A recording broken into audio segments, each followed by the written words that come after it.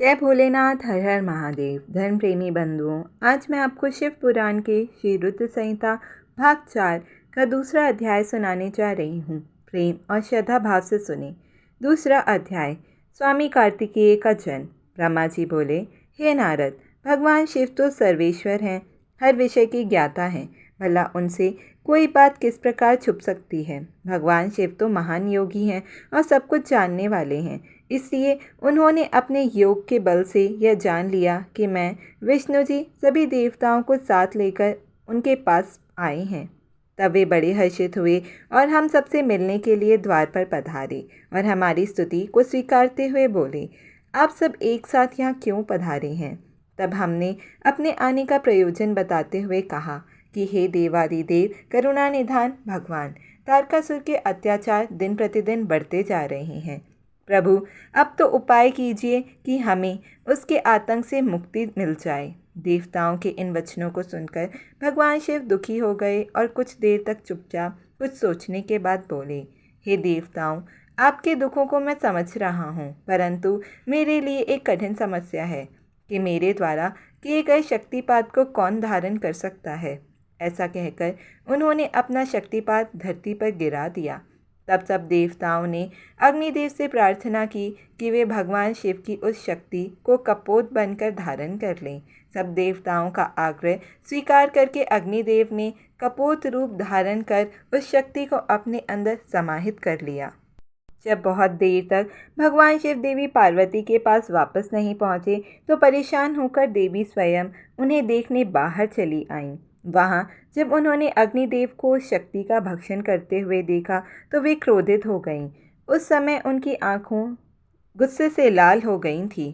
तब देवी पार्वती ने अग्निदेव से कहा, हे दुष्ट अग्निदेव, आपने मेरे पति त्रिलोकीनाथ की शक्ति का भक्षण किया है, इसलिए आज मैं तुम्हें शाप देती हूँ कि तुम सर्वभक्षी होगे। जो भी तुम्हारे संपर्क में आएगा वह तत्काल नष्ट हो जाएगा। तुम सर्वथा इस आग में स्वयं भी जलते रहोगे। अग्निदेव को क्रोध में यह शाप देकर देवी पार्वती वहाँ से चली गईं। उनके साथ शिवजी भी वहाँ से चले गए। इधर समस्त देवताओं द्वारा अग्नि में होम करने से और अन्न आदि के सेवन द्वारा वह शक्ति सब देवताओं के शरीर में पहुँच गई। उस शक्ति की गर्मी से सभी देवता दुखी हो गए थे। तब सब पुनः भगवान शिव की शरण में पहुँचे और उनसे हाथ जोड़कर प्रार्थना करने लगे कि भगवान हमें इस जलन से मुक्ति दिलाएं। हम सबकी पीड़ा अनुभव कर उन्होंने हमसे कहा कि इस शक्ति के ताप को और जलन को बंद करने के लिए उसे हमें अपने शरीर से वमन के द्वारा बाहर निकालना होगा।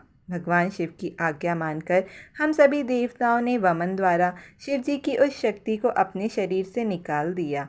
उसके निकलते ही सबने संतोष की सांस ली और महादेव जी की स्तुति करके उन्हें धन्यवाद दिया।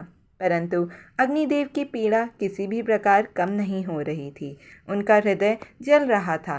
तब मैंने अग्निदेव को भगवान शिव की शरण में जाने की सलाह दी।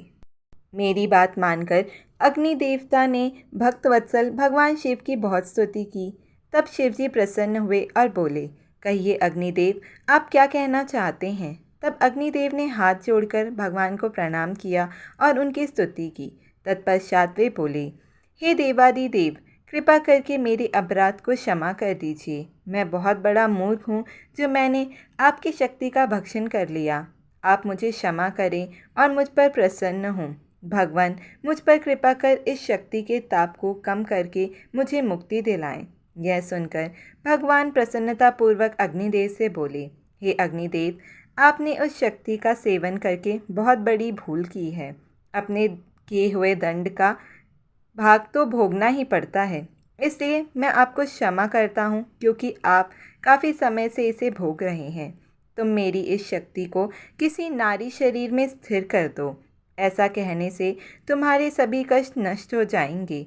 यह सुनकर अग्नि ने दोबारा प्रश्न किया कि भगवान, आपका तेज धारण करने की शक्ति तो किसी में भी नहीं है।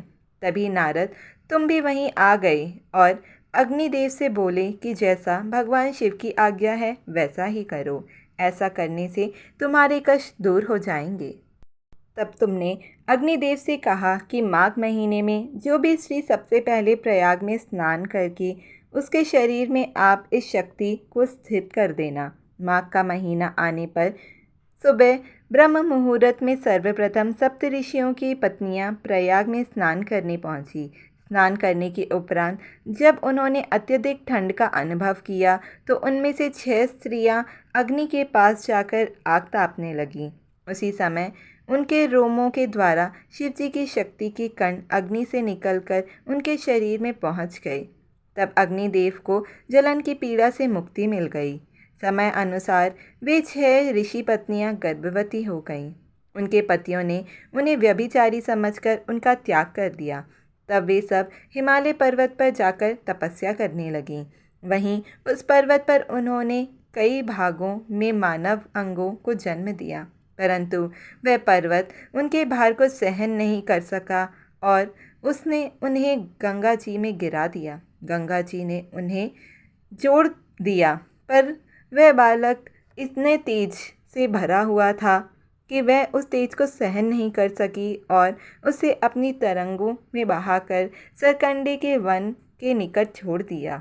वह तेजस्वी बालक मार्गशीर्ष में शुक्ल षष्ठी के दिन पृथ्वी पर उत्पन्न हुआ।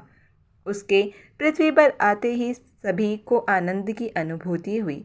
आकाश में दुदुबियाँ बजने लगी और फूलों की वर्षा होने लगी। आज का अध्याय संपन्न। जय भोलेनाथ। हर हर महादेव। ओम नमः शिवाय।